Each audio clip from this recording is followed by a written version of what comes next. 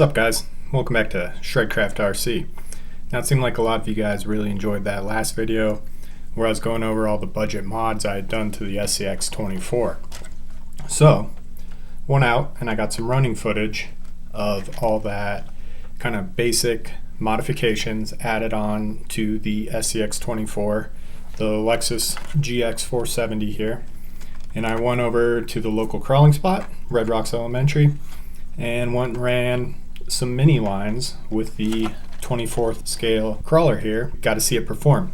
Of course, you know, this rig's top heavy and it did do some flips and some tumbles, but it was also able to manage some scale-ish lines. Nothing super difficult. This thing's not a line slayer, obviously. It's a short wheelbase, top heavy body, but I have some more plans and ideas to help turn this thing into an all-around performer. I have been designing a chassis, and then I actually got the weight balance closer to a 60-40 balance from the stock 50-50, but I wanted to show you guys some of this running footage, so check it out. Let me know what you think in the comments, and then after the running footage, I'll go over and I'll show you this custom titanium chassis I designed.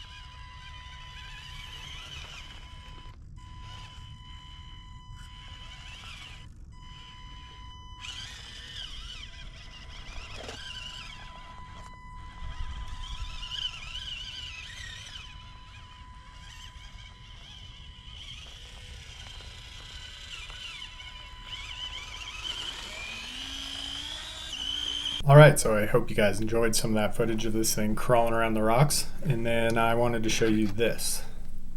And I'm not sure if the camera's gonna focus on this or not, but this is my custom titanium chassis rail. And if you see, this is the stock chassis rail. The titanium weighs half as much as the stock steel rail here. So gained some performance there, lowered some weight down low. And I've actually got it installed here on this truck. So I was doing a bunch of test fitting, rearranging electronics, and now I'll have to take this out and test that out on some of the same trails and see if we helped increase some performance. But I wanted to break out the scales here and kind of show you the numbers so you guys can see for yourself. Yeah, we'll wrap it up, but I'll show you how this chassis changed the weight distribution and how I laid out my electronics. So the first thing I do when I'm designing a chassis here, just like I do with the drift car chassis and like I've done with the Vanquish VRD, but I trace it out on a piece of paper, and then that way it's easier for me to take my calipers and make measurements and get all the baseline numbers. After I trace the design into paper, I can transfer all those measurements into the computer. And then basically what I'm doing is working with some different angles and changing shock mounting positions. I have a few different versions here. Right now I'm kind of braining up a angled skid version and then some electronics trays that will go in between the rails there. But I got the scales set up here and there's a battery in the truck, and I just wanted to show you the weight change from the last time you guys saw it in the last video. But if you look at that, we are at 59% front weight and 41% rear weight. We still have the stock wheels and tires on here, all the stock shocks, still have stock links. Wanted to make sure everything bolted up to the chassis. That's why you kind of measure twice, cut once. But if you'll see here, those titanium rails, I dyed them, or I oxidized them with a torch. I also had decased the ESC.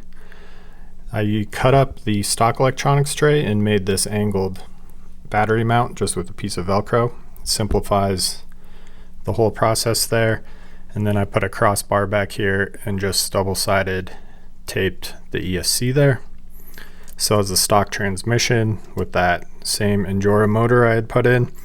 Planning to make some other changes here in the future.